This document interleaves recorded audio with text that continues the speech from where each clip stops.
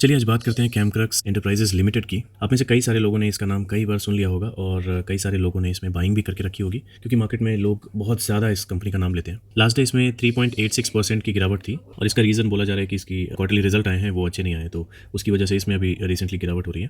तो चलिए हम लोग थोड़ा इसका फंडामेंटल चेक करते हैं, इसके बारे में जानते हैं थोड़ा सा, और उसके बाद इसके लेवल्स पे जाएंगे कि हमको कहाँ इन्वेस्टमेंट करना चाहिए या नहीं करना चाहिए।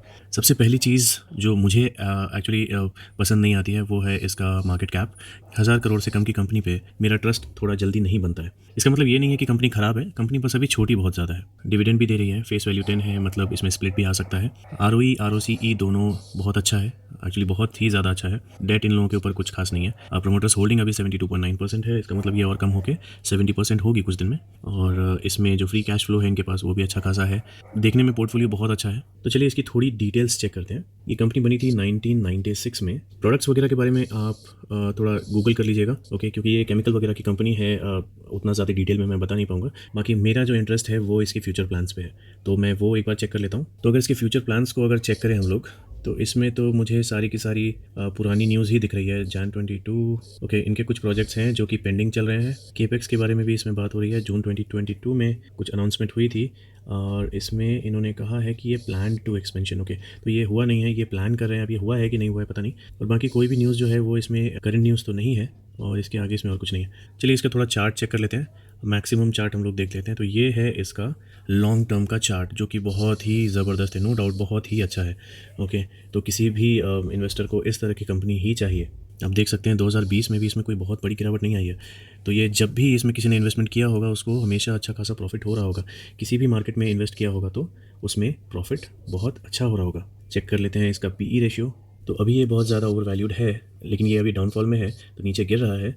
इसका अगर मीडियन चेक करें तो इसका मीडियन है 11.8 के आसपास, और इसका जो अभी करंट लेवल चल रहा है वो चल रहा है 32.3। तो अभी ये एक्सपेंसिव है। मेरा इंटरेस्ट जनरली कंपनीज़ में तब आता है जब वो इस तरह से थोड़ी सी अंडर वैल्यू हो या वैल्यू नॉर्मल हो, ओके। ओवर वैल्यूड जोन में मेरे को थोड़ा डर लगता है इन्वेस्टमेंट करने में, और ऊपर से इस तरह की स्मॉल कैप कंपनी में तो बहुत ही ज़्यादा। कंपैरिजन में अगर चेक करें तो इसका जो PE है वो SRF के बराबर ही है, लगभग SRF से ज़्यादा है। तो आप देख ही सकते हैं कि SRF का मार्केट कैप कितना है, 68,000 करोड़ का, और इसका कितना है 475 करोड़ का। मतलब उसके सामने बच्चे से भी बच्चा ही है, लेकिन मार्केट ने उसको वैल्यू SRF से ज़्यादा दी हुई है। खैर इसको कंपैरिजन भी हम लोग बाद में कर लेंगे। ये देखिए ज़बरदस्त profit growth, double digit, CAGR triple digit, कमाल की ग्रोथ है भाई। बैलेंस शीट चेक करें तो ये हमेशा बढ़ ही रहा है, ओके। तो रिजर्व्स जो हैं इसके बढ़ ही रहे हैं, बहुत अच्छी चीज़ है। और इसकी बोरोइंग अगर देखी जाए तो अभी रिसेंटली इनकी बोरोइंग्स में बहुत ज़्यादा इंक्रीज़ आया है। और अगर इसके फिक्स्ड एसेट्स देखें तो ये कंटिन्यू बढ़ रहे हैं। तो इसमें 2 आउट ऑफ 3 FII और DII दोनों में से कुछ भी नहीं है इसमें। तो इसमें जो होल्डिंग्स है वो सिर्फ प्रमोटर और पब्लिक के पास है। और प्रमोटर के पास देख सकते हैं आप हमेशा ही इनका जो होल्डिंग है वो सेम है। अब ये इसे 70% कब करेंगे पता नहीं, लेकिन पब्लिक का जो इंटरेस्ट है वो इसमें कमाल है यार, ये भी कांस्टेंट है, ये अपडेट नहीं है क्या? इसमें 1 पॉइंट का भी डिफरेंस नहीं है, 27.06% ही है इसमें। मतलब पब्लिक ने इसको जो होल्ड किया हुआ है वो होल्ड करके रखी हुई है। ऑब्वियस सी बात है, होल्ड क्यों ना करे। इस तरह के स्टॉक में आपको अगर लॉस दिखेगा ही नहीं तो आप इसे बेचेंगे कब? ये देखिए, ये इसका क्वार्टरली नेट प्रॉफिट का चार्ट है, जिसमें आप देख सकते हैं कि ये जो था जून 2021 से दिसंबर 2021 तक कंटिन्यूअस बढ़ा था। और जैसे ही इसका ये रिजल्ट आया जून 2022 का, उसी टाइम आप इसके चार्ट में गिरावट देखेंगे। अभी हम लोग चेक करेंगे चार्ट को, तब आप देखना ये जून 2022 के आसपास ही इसमें गिरावट आई थी। और इसके बाद वाले क्वार्टर में भी कोई खास डिफरेंस नहीं आया, और इस बार वाले क्वार्टर में जो रिजल्ट आया वो भी गिरा हुआ आया। तो यही रीज़न है कि स्टॉक अभी जो है थोड़ा बहुत गिर रहा है। तो ये था क्वार्टरली चार्ट। तो इसका अगर लास्ट क्वार्टर का अगर रिजल्ट अच्छा नहीं आया, ओके, आई मीन अच्छा मतलब बहुत अच्छा आना ज़रूरी है। अगर ये बहुत अच्छा नहीं आया तो ये पिछले साल के एनुअल रिजल्ट के ऊपर नहीं जा पाएगा। इसका अगर मैं एनुअल चार्ट देखता हूँ तो इसमें इस साल का जो चार्ट बनना चाहिए था वो अभी तक बना नहीं है, पता नहीं क्यों नहीं बना है। इसमें एक और बार होना चाहिए था जो कि 2022-12 तक का होना चाहिए था। तो उससे हमें पता चलता है कि इसने इसको बीट किया है या नहीं किया है। वैसे तो वो कैलकुलेट करके हम लोग कर सकते हैं चेक, वो देखने से ऑलरेडी मालूम चल रहा है कि उसने बीट नहीं किया है, इसलिए मार्केट में इतना पैनिक है। ये देखो, जब इसे हम कंपेयर करते हैं पीडीलाइट के साथ, इतनी बड़ी कंपनी है, ये जो है ये कैमक्रक्स का नंबर है, ओके, यहाँ नाम नहीं आ रहा है, लेकिन ये जो ब्लू वाला है ये कैमक्रक्स है। डिफरेंस देखो, 2494% और पिडिलाइट का कितना है 229%। ये 2016-17 के आसपास से है इसका ग्राफ। ओके, तो पिडिलाइट का चार्ट इसमें कुछ नहीं दिख रहा है, ये भी ग्रोथ है। अगर हम इसको डिलीट कर देना कैमक्रक्स को, तो ये बहुत इस तरह का दिखेगा पिडिलाइट का चार्ट। तो अभी अगर कैमक्रक्स के साथ हम कंपेयर कर रहे हैं तो ये कुछ भी नहीं दिख रहा है, ऐसा लग रहा है जैसे फ्लैट जा रहा है।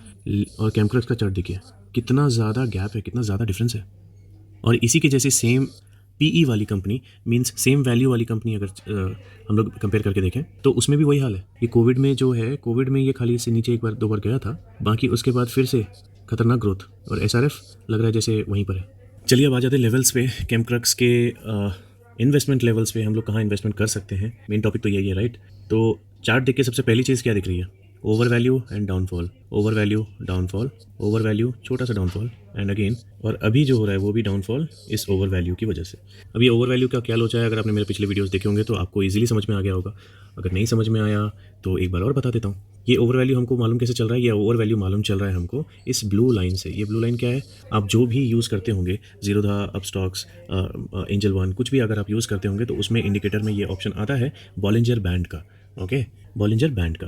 तो ये बॉलिंजर बैंड क्या है, ये बॉलिंजर बैंड एक लेवल बना देता है जहाँ से अगर कोई कैंडल बाहर जाता है किसी भी तरफ, अगर नीचे की तरफ बाहर जाता है, अगर मान लो नीचे की तरफ एक कैंडल बनता है तो ये ओवरसोल्ड हो जाता है। मींस यहाँ से चांसेस हैं कि कोई भी स्टॉक या तो साइडवेज चलेगा या तो ऊपर जाना शुरू कर देगा। ओके, और अगर ऊपर में कोई स्टॉक बाहर चला जाता है तो वो यहाँ तो यहाँ से साइडवेज जाना लगेगा या तो नीचे जाने लगेगा। चलिए, ये तो हो गया ओवरसोल्ड एंड ओवर बॉट का लॉजिक। इसकी अगर आदत देखें तो क्या ही आदत है, ये तो ऊपर ही जा रहा है ना। तो इसमें कोई आदत तो है नहीं, इसकी पकड़ में ऐसा कुछ नहीं आ रहा कि ये कौन से लेवल से ऊपर जाता है, क्योंकि ये हर बार जो लोअर बेस बनाता है वो पिछले बार से ऊपर ही बनाता है। तो चांसेस हम लोग यही मान के चलेंगे कि ये जो इस बार भी जो बेस बनाएगा वो इस लेवल से तो ऊपर ही बनाना चाहिए। तो चलिए एक लाइन ड्रॉ करके देखते हैं।